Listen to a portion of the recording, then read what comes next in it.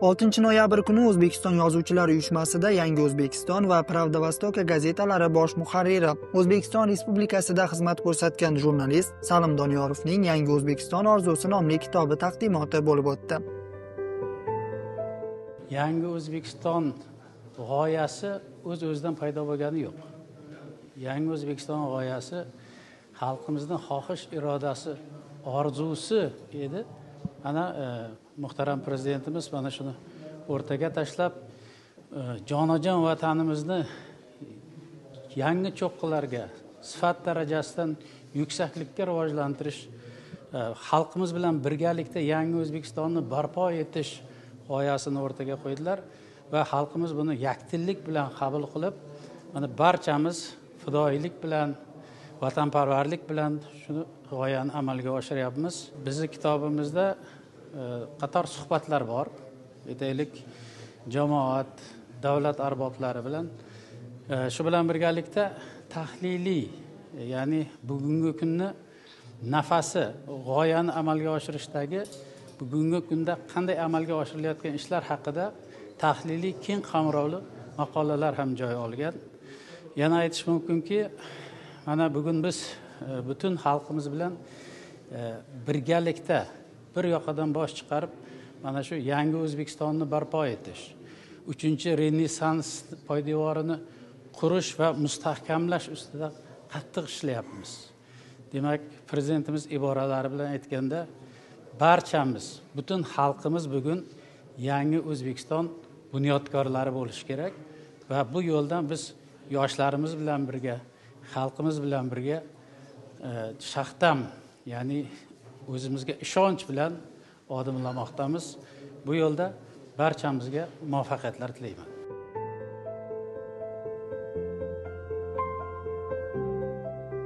Taqdimot marosimini O'zbekiston Yozuvchilar uyushmasi raisi, O'zbekiston xalq shoiri Sirojiddin Said ochar ekan. Kitobning mazmun mohiyati unda Prezident Shavkat Mirziyoyev tomonidan ilgari surilgan Yangi O'zbekistonni barpo etish g'oyasi atroflicha yoritilganini alohida ta'kidladi. Yangi O'zbekiston orzusi degani bu o'sha prezident orzusi. Prezident orzusi degani bu Yangi O'zbekiston orzusi. Yangi O'zbekiston va prezident orzusi degani bu xalqimizning orzu umidi. Mana shu zamonning kitobi, bugungi kunning, bugungi siyosatimizning, bugungi qalam ahlining, bugungi xalqimizning bedor o'y, orzu, niyatlari bilan mushtarak bir chiroyli ko'rkam kitob bo'lganki, buni faqat o'qish kerak, bahramand bo'lish kerak va hammamizning nomimizdan 1600 dan ziyod O'zbekiston Yozuvchilar uyushmasi a'zolarining nomidan, ustozlarimiz nomidan bu kitob muallifini chin dildan tabriklaymiz, muborak bo'lsin deymiz.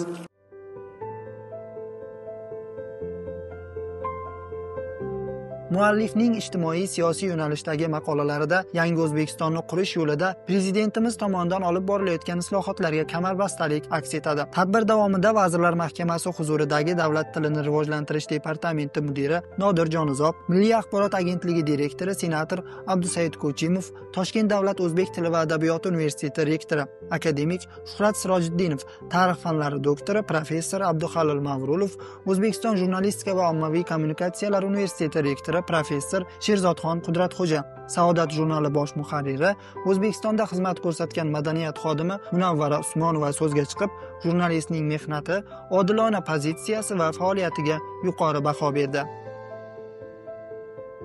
Kitob qo'limga tekkaniga 3 kun bo'ldi, lekin bir lahza ham mendan ajralmadi. Xuddi hikoya o'qiyotgandek, bir yurtni tarixini o'qiyotgandek, bir muhtasham asar, roman o'qiyotgandek o'qib chiqdim kitobda. Bilasizmi, bu kitobda nima bor? Bu kitobda vatanni sevishga da'vat bor.